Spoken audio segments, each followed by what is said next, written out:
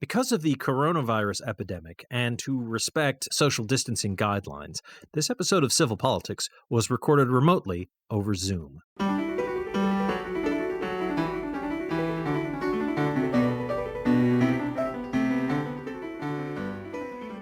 Good evening, and welcome to Civil Politics here on Valley Free Radio, WXOJLP 103.3 FM out of Northampton, Massachusetts. I'm Michael Dow, and I'm hosting the show tonight along with my usual companions, John Roberts and Sue Timberlake. Hello. And hello.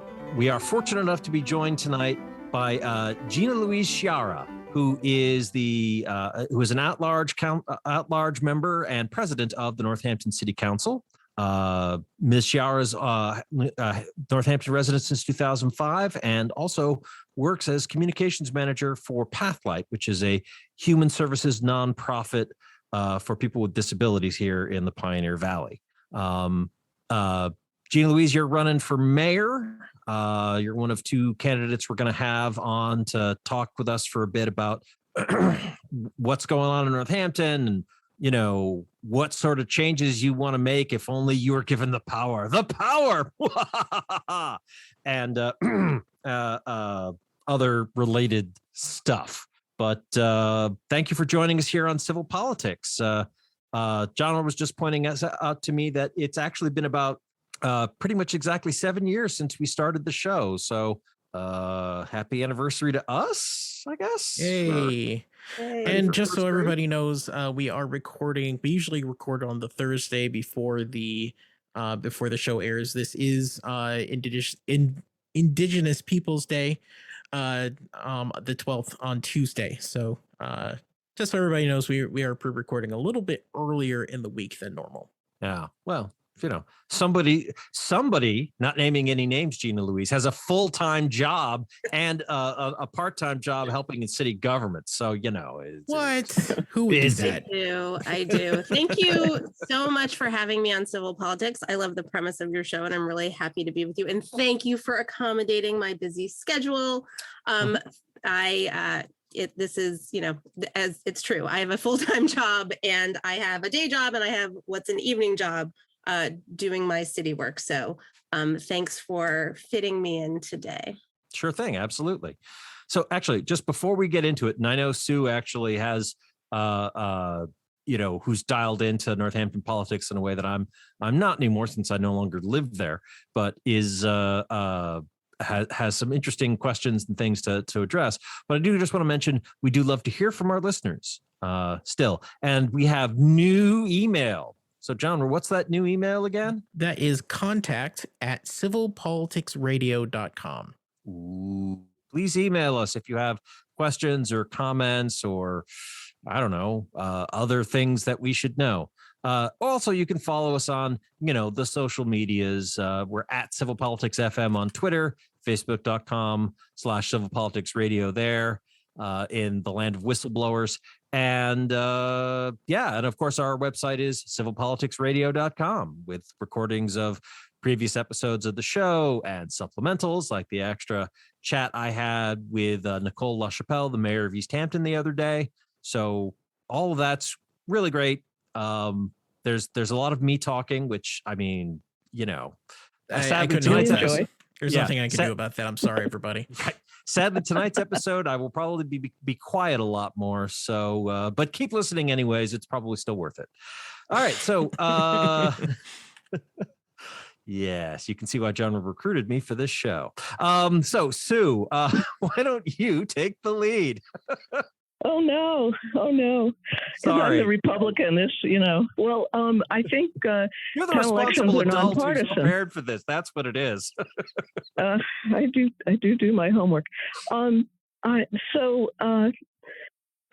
Sciarra, because you're president of the city council.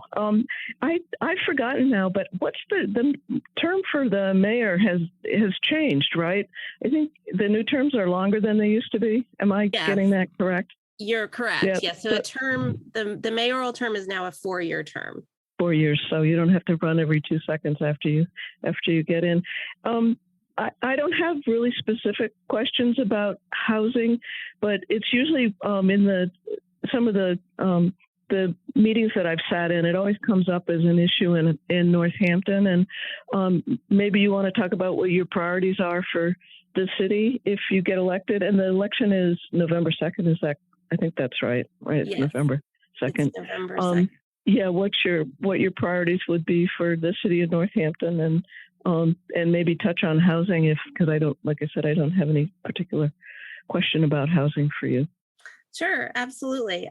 So we have a lot of work left to do to make our city more affordable, accessible, sustainable, and equitable for everyone.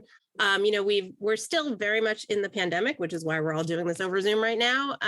But I think for our future, we need to aim higher. We need to not return to where we were prior to 2020. We really need to aim to make Northampton better for everyone.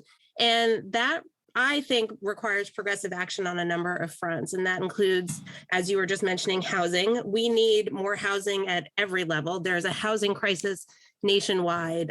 We certainly feel it here in Northampton, and we need to push harder to create more opportunities for affordable housing, excuse me, and to be able to keep our older adults in their housing that they have. That's, a lot of people sort of feel squeezed. And so we need to create more housing at every level. Northampton actually has done a better job in terms of creating affordable units than than most of the surrounding communities, but it doesn't even begin to touch the need that we have.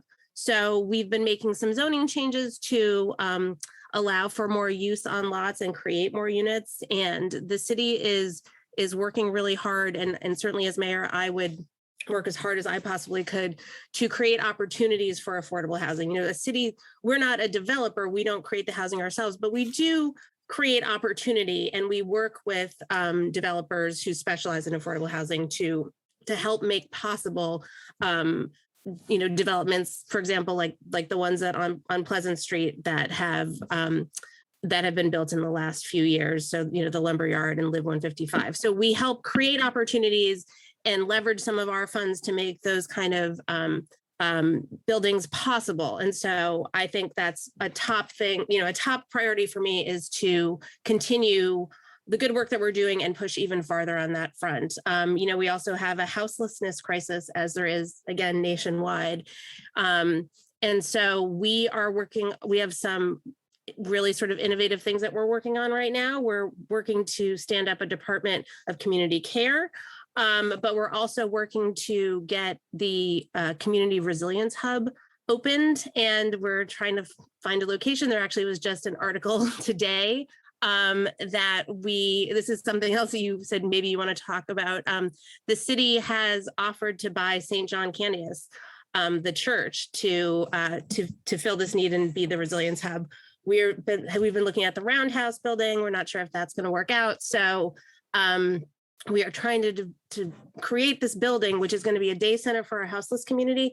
Additionally, it's going to be a central location for people to access services. Community Action is the lead agency, and our other social service organizations will be partners. And that will be a place where people can be that's climate safe, where they can have their belongings be safe, where they can access services, as I said, have showers and laundry facilities. And, we've really seen during the pandemic what happens when the places where people could be during the day are now no longer available, say like the libraries or cafes. And so we're right from COVID. COVID. So, COVID has underlined so many of the issues and inequalities in our society, and just really made them, I hope, apparent to everybody. So, yeah, Michael. Yeah, I had a little question because last week, the International Consortium of Investigative Journalists released their latest expose of the filthy rich around the world and the ways they hide their money. And one of the things that came out of that was that there are these, secret trust funds that are set up around the world, like including South Dakota. But one of the things that happens is that they set up these secret corporations, and then you put money in, and that money then is used to do things like buy up a lot of commercial real estate or apartment buildings and whatnot in cities like London and New York and wherever. And then they don't care if it's rented or not. In fact, in some ways, it's better for them if it isn't. They leave it empty. Housing prices go up because there aren't enough places to live and people can't find homes. So the value of the place goes up, and then they make more money selling it in a few years because they've artificially spiked the market. So one of the things I've noticed over the years, in fact, back when I used to live in Northampton, is that there were people coming down from New York and they were buying places to have as, summer apartments or whatever, or, get away in the, get out of the city and go to a small town and hang out for a while kind of thing. But I also noticed that it seemed like there were people from out of state, buying up Northampton apartments just to sort of have and sit vacant and stuff like that. And I was wondering if that was just my anecdotal observation and I'm full of crap again, or if that was something that the city had observed as a problem. And if you knew anything about that. I see you squinting here on Zoom, so it's suggesting to me you're like, I don't know, Mike, I don't know what you're talking about. So it may be, I don't know, it may be that even if I'm right, it may be that it's not a problem that anybody's aware of. So I was just wondering if you had any comment or thoughts on that. Yeah, that specific problem I'm not aware of. I mean, elements of what you're saying, we certainly all know, right? I mean, one, we want Northampton to be an attractive place where people come and move to, right? We want that's vital to any city, that you bring in new people and you bring in new families, right? And we certainly know, and during COVID, this was the case here and elsewhere, that the housing prices have shot up because there's unbelievable demand. But I'm not familiar with what you were just saying, that people would be buying and then leaving them vacant. That's not a problem I've really heard of happening. But we do know that demand has made our housing market and our rental market just go through the roof. And that's, it means that often people who work in Northampton can't afford to live in Northampton. And I don't think that that's right. And we want to make sure that I feel like everyone should be able to build a life here and stay here. And that, that's the kind of Northampton that I want to work on. Yeah, Northampton housing prices has always been kind of high. I like even like when I was living in Northampton years ago, we were very lucky to find a place on Hawley, but we had to have like 5 people living there to afford it. And any place downtown, they were all converted to condos like years before. And that is a problem that like I noticed then that like more and more apartments that were normally like expected to be rented were starting to get bought out. The issue that Mike had brought up is more in large suburban areas, metro areas like around Houston. I know that around Austin, they like whole neighborhoods are getting bought up by corporations to rent or to just have, inflating. That's part of the reason why the market is so tough right now. Yeah. But in Northampton, I don't know if that's happening in Northampton, though. I remember, this was like 15 years ago or more, back before Michelle and I, got married and stuff like that. And she was still living on her own in old school commons back in the day before it went into condos. And just like, they were like, well, we're going to turn this place into, it was a school, now it's apartments, it's going to be condos. And just the prices they were quoting back then were just eye popping. And I'm like, this is nice, but I mean, I don't know if I want to spend like, $150,000-$250,000 for, like this 3-room apartment. I mean, it seems a bit much. But yeah, they were expecting to sell them. And as far as I know, they did. But, like I said, it's been a few years. Something that it's sort of along these lines, but a little bit different that has impacted our rental market is, of course, Airbnb. Right. So yes. Yeah. Yep. That is a related problem. Yep. Right. So you have there's quite a few. If you go into Airbnb and put in Northampton, there are a lot of units that would be rented to people that are not on the market in that way anymore. So that definitely has an impact. Yeah. There's an idea. Are there any? Well, yeah. I mean, any thoughts on like the city council and or the mayor? I mean, I presume you want to stay involved in city government in some capacity, however your electoral fortunes play out. Yes, if she becomes mayor, then she will be involved in city politics, Mike. Yes. Right, exactly. I'm just saying, Elected mayor, now I'm going to take off. That's fine. Right. Everybody have fun. I will be very present. I promise you all. I was going to say, I mean, that's what they call a power move. Believe me, I've thought about it. But just I don't want to sort of foreordain the results of the election. But so the point is that is that something that the city might want to address? I mean, I don't know. Can the city address? Can it be like, no, you can't use these properties for Airbnb or whatever? I mean, I don't know if that's a thing that zoning can affect or whatever. I mean, potentially, it certainly is an issue. I don't know how significant a problem it is. And right.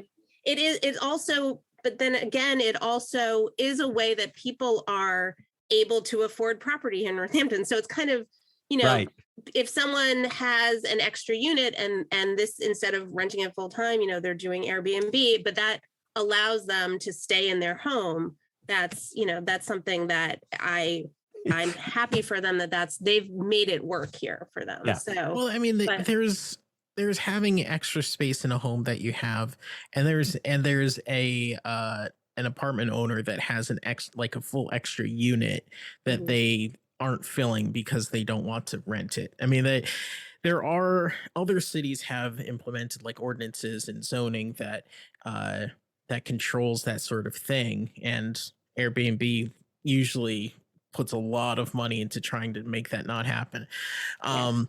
But I think the issue that we're really concerned about is those units that people have that could be homes, that could be rented, like whole units that could be rented that, sorry, there's a big truck behind me, that could be rented that just aren't, because it's easier to rent them out as Airbnb, especially like this area. Northampton is a great place to visit. Yep. It's a great place to spend the weekend, or a great place to spend a week. There's so much to do here. And with the hotel industry the way it is, like the Airbnb is very attractive, but that does affect the housing market. So that is I think that's the concern, just trying to tie it all up. It's like, I buy a building with 4 apartments in it, and instead of renting them to people, I say, hey, look, now I basically have my own 4-room hotel. Woohoo! Yeah, right. And that is not actually helping with Northampton City, Hampton's, housing needs. So yeah, it's true. Well, sometimes the hotels have worries about that. You mentioned the Department of Community Care and the Resilience Center. I think I understand it, but I'm not sure I do. Is that part of the reimagining the police in Northampton? So the Department of Community Care is that. Okay. So the Department of Community Care came out of it's really the core recommendation from the Northampton Policing Review Commission. So Mayor Narkowitz and I created the mission for the commission. You like that? I do, actually. And they did an amazing amount of work in a fairly short period of time and came up with recommendations. And sort of the core is to create a Department of Community Care, which is a new leg of our public safety divisions. And this would be an unarmed, non-police response.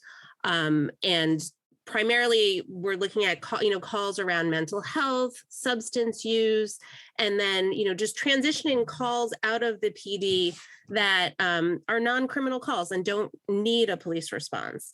So we are in the process right now of working on creating that department. In this fiscal year, there's been money allocated to develop the department. And then the commitment is that for FY23, the next fiscal year, that operations will begin. Have you found a director for it yet? There was a search starting in August, I believe. Yes. And so we closed that search a couple weeks ago, and we are beginning interviews. So Excellent. Someone hasn't been identified yet, but we are going to be doing interviews soon. I'm actually on that screening committee. And so I'm very excited to talk to the candidates. May I ask what involvement in setting up this new department or being on that search committee? We've had Chief Jody Casper on the show a couple of times, and I'm a fan. I think I like, the approach she brings to the department and everything. So I was just wondering, how much involvement she's having in this process to set up this department and maybe hire a counterpart or whatever. So Chief Casper is not on the screening committee. The head of Makes sense. I mean, that might be awkward. the director of dispatch is, and some other department heads. But my goal would be that for whoever we hire, right away they would start working with the other public safety departments. So Chief Casper, but additionally also fire rescue, because fire rescue, those are our EMT, emergency response. So we want to make sure that we're having conversations with all of public safety and figuring out the best way to be able to transition these calls, because some of these calls are life or death calls, and so we want to make sure that we are handling this in the most responsible way, and that we're training people properly, and that these calls are answered by the best possible response. So the chief will certainly be involved in the conversations going forward, and will help transition the calls from her department to this other department. Okay, thank you. Is Northampton? I'm sorry to ask these real basic questions, but Northampton, do we do dispatch regionally a little bit or something? Or is that Northampton is the big dispatcher in the area? Because do they dispatch for other towns a little bit, or they get the calls in and it goes there? Am I misremembering? Because Oh, sorry. I mean, we have our own dispatch, but one thing that's really, I think will make this transition smooth, and I think makes it possible for us to create a city department maybe more easily than somewhere else, is that we have a very sophisticated dispatch system. That's what I thought.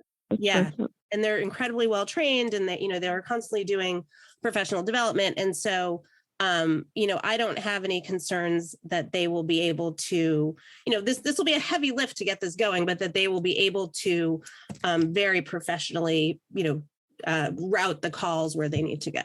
I know when I had a bear problem, they routed me to the right bear department at UMass or wherever it was. I was quite shocked. I mean, they had the whole, bear department, all the questions, all the right questions, and, was nobody being threatened, but, the bear was on the patio kind of thing. No, they were really something. So, I thought that we had a little extra sophistication here, and it is a combined dispatch for police and fire. So they're doing that. So the Department of Community Care is being stood up now. And one of the other things we wanted to get to, well, I'm just going to circle back for 2 seconds. So you said, I hear you say that you thought that the city's looking at buying St. John's Church for a or using St. John's Church for a resilience hub? So this is kind of breaking news. The article I heard you say that. I did say that. The article just came on to us live today. That the city is making an offer to O'Connell, who it's owned privately now, and so the city has made an offer for just for the church, because the rest of it's been developed into condos, and for the purpose of the resilience hub. So we'll very interesting. Yes, yeah. We'll see how that offer is met, but it's something, we very much want the resilience hub to be downtown. There are limited options downtown, and We had an option on the Roundhouse, but there's some potential issues with that building. So I think we're exploring other options. Yeah, it wasn't used for coal gasification at one point in its life or something. Yes. Am I mistaken? Oh, that's Exactly. what I thought.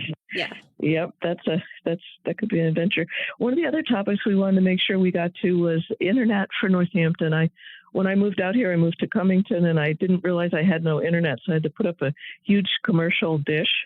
So when I moved to Northampton, I went around with my cell phone trying to find out where all the signals were and all that. And there are some spots even in Northampton. So, but there's a citywide initiative that you had mentioned. There is. The internet. So in addition to, the races that are on the November 2nd ballot, people are going to see question number 1, a ballot question, which is to create what's called a municipal light plant. Now that sounds kind of scary. And like in The Simpsons, we're just going to plunk down a power plant in the center of Northampton. That's 100% not what we're doing. It's not a physical structure, even though it sounds like it is. This is state language that we need to pass to be able to create a municipal utility. This is actually the third step in a 3-year process. The city council in two consecutive fiscal years needed to vote in favor of creating this. And then it goes to the people of Northampton on the ballot. And so by allowing the city to create a municipal light plant, we could then create a municipal utility. For us, what we're talking about is municipal broadband, fiber optic broadband, not another kind of power plant. But this is a key step for us to be able to pursue municipal broadband, which is something I'm really interested in. We've done a market study, and we're doing a feasibility study. And this is a project we've been working on for a while. And I really ask the people of Northampton to please vote yes on question 1. And if anyone has any questions or concerns, feel free to contact me. I just want to make sure that people know what they're voting on. And, if people love Comcast, if you all love Comcast. Exactly. Yeah, sure. Ever We're heard nonprofit. I guess we can't disparage anybody on the radio, but okay. Well, so this is a question that's near and dear to our hearts here at Civil Politics. And we're going to take a short break right now because we're at the halfway point, play some PSAs, promos, and station IDs. And then we'll come back and pick up again with community broadband for the city in the second half. So we've still got Gina Louise Sciarra here with us. So don't go away, and we'll have more of that when we come back.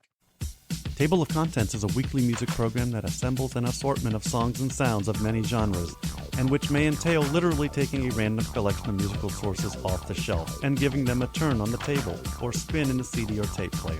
Each week presenting shows which can at times be organized and orderly, and at other times perhaps be not as much so, yet never dull.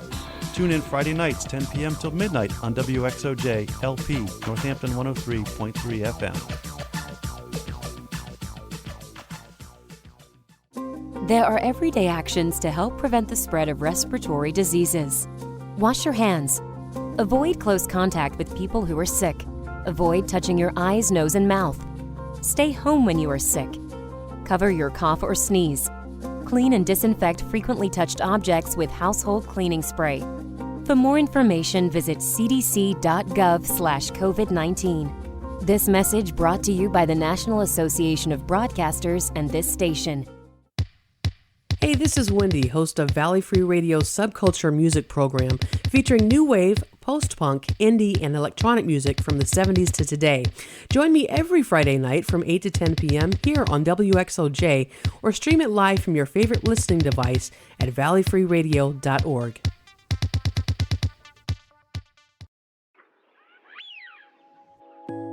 Tune in to Evidence-Based Radio, Science and Skepticism from a Feminist and Socialist Perspective. Every week, we explore the interesting and important stories in science with a focus on the positive. Friday nights from 6 to 7 on Valley Free Radio, 103.3 FM, or at evidencebasederrata.com. That's 6 to 7 p.m. Fridays on Valley Free Radio. And we're back with Civil Politics here on Valley Free Radio. WXOJLP 103.3 FM out of Northampton, Massachusetts. I, Michael Dow, am with my usual boon companions, Sue Timberlake and John Roberts. And together we are interviewing Gina Louise Sciarra, who is the president of the Northampton City Council and a candidate for mayor in the upcoming November 2nd election. And one of the two candidates we're going to be interviewing here on Civil Politics. And so we were talking about community broadband. I was saying, if people have questions or concerns, they can feel free to reach out to me, or you also could contact Northampton Community Network. They have been working on this issue for many, many years. I first met with them on this, I don't know, maybe 5 years ago. So they have, they are experts on this, and they have a website that answers a lot of questions too. So please reach out if you have concerns or things you want to talk about. But this is a really key step that we need to get people to understand what they're voting on and to pass this ballot question. This is going to be city-owned municipal broadband. It will be faster. It's not going to be throttled like Comcast does. It will be more reliable. You won't have those giant windows where Comcast may or may not come. And hopefully it will be less expensive, but we also will have flexibility to make it more equitable and potentially have a sliding scale or figure out a structure where we can make sure that everyone has access to broadband, which, I mean, I hope we all, I think we're kind of there, but if the pandemic has taught us nothing else, it's that this is a critical utility like other utilities, and everyone needs access. And is it going to be, you're going to be able to run lines into every home or every building in the city all over town, and won't be like, yeah, well, that's too far in the outskirts. We can't, dig the trench over there or whatever. Sorry, eventually, kids. Eventually it will be citywide. So, generally these things get built out. They're called fiber hoods. You sort of build out fiber hoods and they start to sort of fund continual ones, and it kind of builds out into circles till you get the entire city. So we would want to get it up and running for as many people as possible as soon as possible, but the goal would be access for everyone. I think the concern Mike was talking about was there are sometimes when people move to like the outskirts of a city and they're still within the city limits, but the Comcast or Spectrum or whoever says, well, you're too far from our node, so we would have to install another node to get you to get you internet, and that would cost like $20,000. So give us $20,000 or something like that. Some company used to do that too. Yeah. It's horrible. When I cream skimming, they take the really lucrative neighborhoods and don't do the I if you're the municipality, you can't do that really. I would never support doing that. When I moved into this house I'm living in now in East Hampton, because I couldn't afford to get a house in Northampton, 2006. But I was like, all right, how do we get internet? And the possibility of like, well, maybe I should explore DSL with Verizon. So I called them, and they said, oh, what's your address? And I told them my address, and they're like, yeah, we're never going to run a line up there, so no. That's terrible. Yeah, I remember that. It's just Yes, we here at Civil, I'm going to speak for myself. Vote yes on one, for the love of God. Thank you. Thank you. Vote yes on one, please. I don't even live in Northampton right now. Please vote. It just needs to happen. More cities need to be able to be doing this. And if Northampton does it and it works out fine, then that'll spur other communities in the area hopefully to do it themselves, and we'll have better internet, we'll have better service, and we won't have to depend on multinational companies that don't really care about us.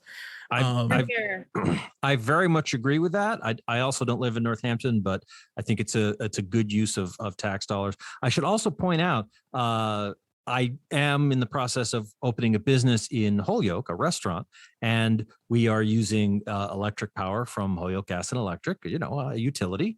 So yay, hydroelectric power. But also, just as a sort of a thing, we're also able to get super fast internet from them because that's a thing they can do because they're a utility. And it's like, wow, this is really convenient. It's only businesses, I believe, can get it in Holyoke. So obviously there's still a big need for this everywhere. And I'm hoping Northampton doing this for the whole community might help inspire places like Holyoke to also step up and help everyone in their community and not just the businesses. Though that's a great point. Businesses certainly I'm glad appreciate you brought that up. Because, I think it's a really important equity issue for residents, but I also think it's a really important economic development issue. It's really important for our downtown businesses. When you open your second restaurant in Northampton, we'll be happy to set you up. It's good for everybody. It really is. The world is so based on having access to the internet, to the web. People need it to apply for jobs, and my wife and I were trying desperately to help my father-in-law and my mother-in-law to get him vaccinated. Mm-hmm. And they don't have internet.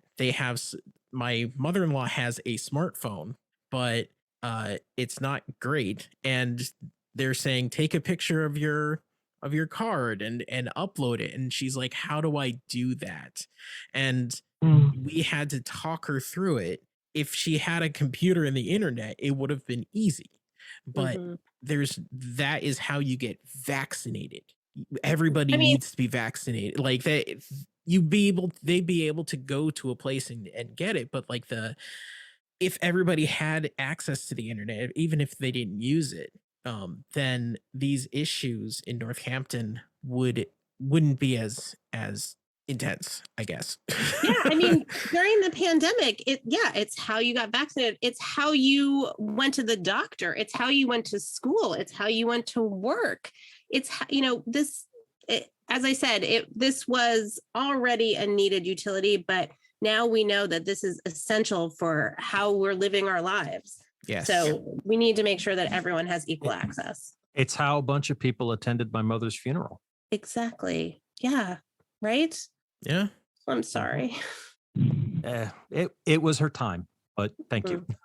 So yes, vote yes on one, please. I'm going to say it again, please. Thank you. Good. Everybody should be voting. It's an off year and everything, and I bet a lot of people are like, oh, there's an election, like all that. But yes, go vote and vote on the questions. Vote on question 1. People in Northampton. It's vitally important. And talk to your friends and neighbors because people, like I always, when I've been building this into all my messaging and I say so I'm going to tell you about this. I'm going to tell you why I think it's important.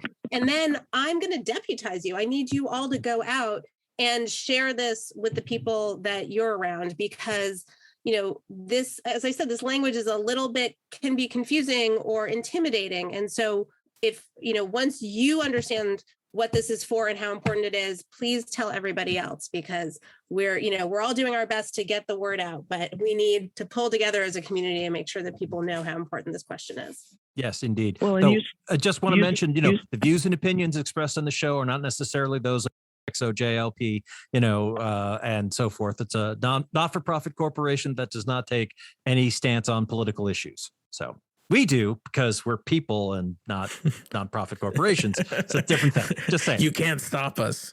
Right. Literally you can, but no. It'd be hard for you to have your show if you weren't expressing opinions. There's a whole amendment in the Constitution about, no, you can't stop us. So yeah, exactly. But yes, that's something we can talk about. The station itself is neutral. Yeah. So just to circle back to the internet just for one more second. So, if it's such archaic language in question 1, it may throw people off. So thank goodness you mentioned that it says create a municipal light plant, but it's not to create bricks and mortar. It's to create the window to put the internet through, basically. So Exactly. I understand that now. And I didn't know that. It would have thrown me when I saw the question and I kind of followed the issue, but not the language. So thank you for making that really clear how that works. Thank you. Thank you for giving me the opportunity to talk about it. I've been saying it's not a physical structure, it's a rhetorical structure. And that's just really important for people when they go into that booth to understand. It's the legal framework. Yeah. I mean, you really to create the utility. The number of questions, there are going to be questions on the ballot, you see, and then the first one, there's going to be yes or no, and you just see the first question is number 1, and you click yes. That's all you need to do. It's very easy. Except for all my skeptical friends that read everything. Yeah. We didn't talk too much about. Yeah, you read it, please understand it, but you don't need to right now. Just click one. Just don't click, be scared. just write one. Yeah. That's fine. Did you want to talk about the downtown plans and rejuvenation of Main Street or some of the empty storefronts? I mean, that wasn't what Michael asked early. He was asking about apartments, but just sort of anything along that lines, because I know there's some plans out there. I haven't followed them very closely. Yeah. So we are in line to get a significant amount of state transportation improvement money from the state. The state doesn't necessarily part with money very easily out here in Western Mass, but they are giving us $16.6 million to redo Main Street. And the reason they're doing it is that they recognize, based on our accident report, that we have a really unsafe Main Street. We have a beautiful Main Street, but it is incredibly wide. And so that makes it really unsafe for pedestrians, bicyclists, and we have a lot of car accidents. So that's why they have prioritized us with these funds to redesign Main Street and make it safer for pedestrians. And we're working on having a dedicated bike lane. And so there are some significant changes that are going to happen. I'm really excited about this project. I think it is, it's a remarkable opportunity for us. We also will then have the opportunity, when we do these big projects, we replace the infrastructure underground. We have very old pipes and infrastructure that desperately need to be upgraded. So this is a chance for us to redo that. Our stormwater system was not built to withstand the amount of water that now we're experiencing with the climate crisis. So this is a huge opportunity to redo Main Street and also rethink how we use space. You were just talking about stores. Retail economy has changed completely, right? And certainly, again, during the pandemic, it's put even more pressure on brick and mortar stores. How we buy things has changed. How we use public space has changed. Everything is changing. Cars are changing, right? We got a car recently because we also care for my mother-in-law. And so we needed one that could accommodate all of us. And when I'm parking, it shows me an aerial view of my car. I don't know how they do it. It's some sort of simulation, but there's all this technology now that helps cars park. Self-driving cars aren't like Jetsons anymore. Like, this is a thing that's really happening. And so, I think that we should be pretty bold with the changes that we make downtown and take into account all the ways that how we use space has changed for now, but also be really cognizant of the fact that we are stewarding this for a short period of time and we're passing it on to the future. And so I don't really want to redesign Main Street how it had been for the last 100 years. I want to make sure that we're thinking forward for and really taking space for us so much for cars. Anything on the empty storefronts? I mean, you mentioned it because the internet has so changed the business. And I know a couple of businesses that closed a while ago in Northampton for, the owners retired. It was, not related to anything in particular. Or we got out while the getting was good. Well, that's what they're saying. They're saying, oh my God, what's happened with, foot traffic and how people buy things. And I mean, just the whole scenario has changed. And then COVID hit and they're very thankful they weren't paying their rents during COVID. But I wondered if there were any thoughts on that about what the mayor's office can do to help the businesses transition. Maybe, I don't know, to what the future is. Yeah, I mean, I really want to work with our downtown businesses and try and figure out what their priorities are and how the city can help them. There certainly were a lot of businesses that closed during the pandemic. You're right. There are people who, I know a few myself, who they were sort of trying to figure out what their next steps were, and this sort of forced their hand. There are also a bunch of businesses that have come in. So I feel like we always focus on the ones that have left and less focus on the new growth that happens. But there are businesses that have come in. There are a few that had been inside Thorns that have now moved to Main Street. So I think of a city as like a living organism, right? It's constantly changing and evolving, and nothing's, I think we sort of imagine it as like a static thing, but it's really constantly moving and in flux. And so there is a lot of movement. Another thing that, depending on how you feel about it, but some of the empty storefronts are actually already optioned for cannabis. So they appear empty, but they are rented spaces. And so, how it works with the Cannabis Control Commission, you need to have a space rented for a certain amount of time while you're doing everything else before you can move into it. So, I've heard one place 2 years it took them. Yeah. So some of them, it doesn't help that feeling that things look empty, but they're actually already rented. And then we have, the empty storefronts that have been empty for over a decade. And that's another matter, right? That's somebody the landlord. Yes, that's the landlord who's not, who has not been interested in renting them out. So is there anything that you can, I probably not, but is there anything you can do about that? Like just someone that is just holding on to property that isn't being used, that could be used to enhance the city? I will give it my best shot. I know our current mayor has given it his best shot. There's only so much you can do with someone's private property. And, it's sort of confounding as to why they let it remain empty like that. But I will do my very best to try and convince them that this is the time to rent out those properties. But yeah, it's frustrating. It's very frustrating for everybody in Northampton to sort of feel like those are being held hostage a bit. I was just thinking about, like you were saying about the cannabis thing, and what we were saying before, business owners like looking at what's happening, and are they getting out now, or they had plans to get out like later, and they're moving out, like the fish hook near the on-ramp, that has been an institution for years and years, and they closed, and the owners were planning on retiring, but it moved up because of COVID. But now there is a cannabis place there that took that over. So is that what that is? The new building? Yeah. I've been looking into it. Yeah.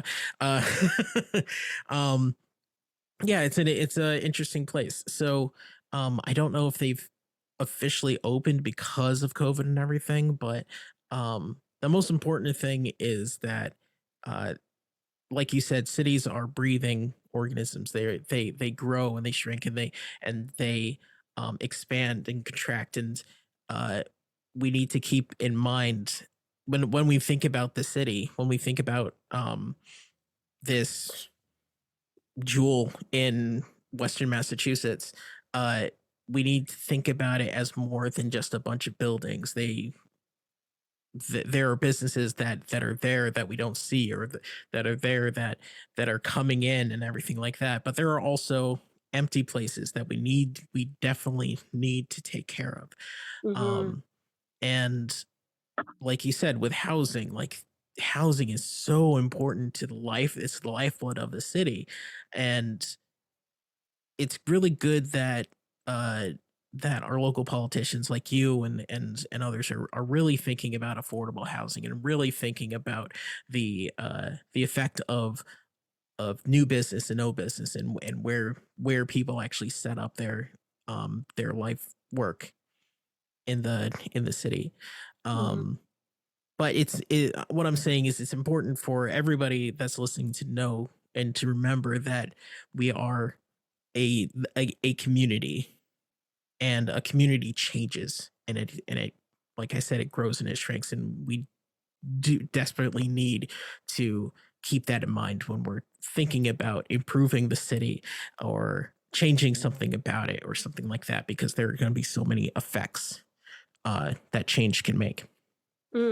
That's so beautifully said. Yeah, I completely agree. And yeah, we are a community and we all have to support each other and work together. All of these things are interconnected. And so you can never just look at something as like a silo. You know, everything works with all these other issues, and it's like an ecosystem. We all have to be in balance and work together to make it a healthy ecosystem. With bears and everything. With bears. I mean, that's why we have, talk about, right? Like, why are the bears at Sue's house? Because we've taken away where they should be, right? So, yeah. Actually, the bears are there because troubles are brewing. They know they have a friend in me. No, the theory is the reason they started breaking into my house was COVID. The school is closed next to my house, and the dumpsters were empty. They normally would have eaten from the dumpsters, and the bear guys thought that they were just starving, the mom and two cubs. Well, and I buy it. Yeah, I think it's true because, the schools were closed. This was last year into last March, not this recent year, but the year before. And it was right when COVID happened. The school shut down. There was nothing in the dumpsters, and the skunks and the raccoons were the first to cross the fence, and then the bears came. And I think it's true. I think they had just grown reliant on the dumpsters. And so I was the next best stop. And the person in the house before me had left her trash in the shed. So they knew I don't do that, but they knew to come look. So, and they, they're smart. I just remembered something. Sorry, I want to, we're getting to the end. I really wanted to ask the Coke plant that's closing. Oh, yeah. Yes. What do you think is the best way to go forward with that property and the loss of, I think, like 200 jobs in the city? I thought it was 600, but I don't know. I remember like a steel sieve. Over 300. It's over 300. Over 300. There's the voice of authority. Thanks for bringing that up. Actually, when you were just talking before, I was thinking about that. And yeah, no, that's a devastating loss for Northampton. And but first and foremost for those employees, right? So there are over 300 employees. And, I hope that Coke does right by them. I will do everything in my power to make sure that they do. With bears and everything. It's not a union plant. And so I hope that there's a factory closing law in this state. I think if you have over, is it 30 employees, factory closing, there's a whole bunch of things the state requires for a factory closing. I'm pretty sure Mass has it. Massachusetts. Yeah. So, so they're the jobs, but also they are our biggest user of water. So that really will impact our water and sewer enterprise. So my top priority would be to try and get another bottler in there, someone that will, we also, as a city, this is why it's kind of, the whole thing's sort of lousy, right? Because Northampton had invested in their business and helped make it possible for them to operate there. And we'd done some work on our water and sewer infrastructure and in one of our pump stations. I heard that we upgraded, right, to be able to handle them. Exactly. We adapted for their volume. So we need to try and get someone else in there that's going to utilize, those resources that we've invested, and to try and minimize the impact on our own water and sewer enterprise funds, because that's a big loss to our revenue. So that's my priority, is to try and get another bottler in there. Is the idea that the loss of revenue is going to be isn't going to be offset by the lower costs because we won't be using as much water? So we need to figure out, there are certain things that we'll be using less of because that volume won't be going through, but they, like you pay your water bill, their water bill is a significant water bill. And so that will be a significant revenue loss for us. No contribution to overhead, right? We lost the direct costs. Right. Yeah. Actually, a quick question. How do people reach you? And also, did you just get an endorsement from Susan Wright, the financial wizard that used to run Northampton? Yes. You got a card. Oh, good. The former finance director, Susan Wright. Oh, good. Yes, she has endorsed me. She's a remarkable woman. She was a remarkable finance director. So I'm very proud of that endorsement. People can reach me. Thank you.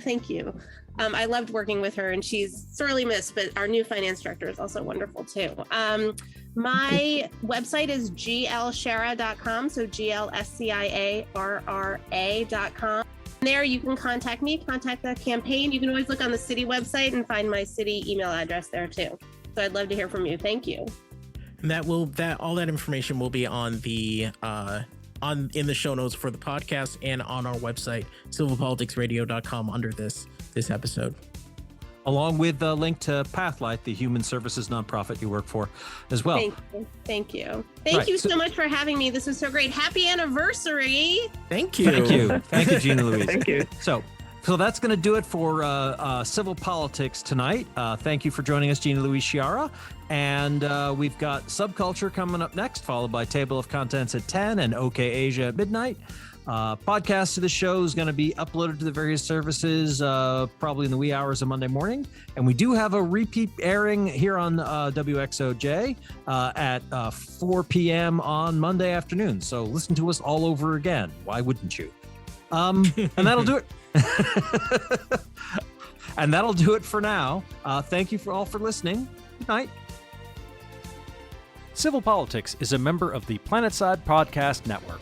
To learn more, go to planetsidepodcasts.com.